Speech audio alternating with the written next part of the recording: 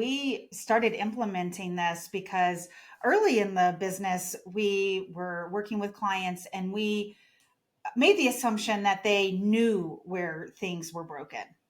And what we were running into is they know things are broken and they need to fix it. They need to systemize their business. They need to improve efficiency, all the things, but maybe they couldn't pinpoint where to start. And we could start working with a client and we're working on a process. And then they realize later on, this wasn't the most valuable process in my organization to work on. So we started listening to this and we evolved into doing this priority impact report. Yeah, and this is maybe our fancy name for a discovery process.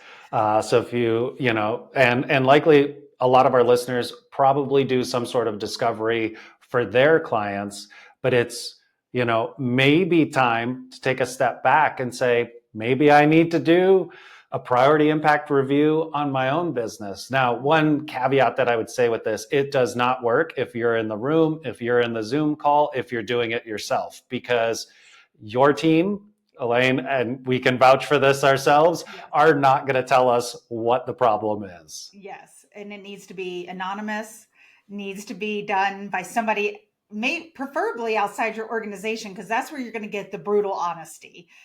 Yeah, and the anonymous side, it doesn't. I would maybe argue, Elaine, that it doesn't always have to be anonymous, because it's Okay. good to know sometimes who's giving the feedback. And honestly, this isn't all negative stuff. So when we go into a company, we go in and we find out things like, well, what software are you using?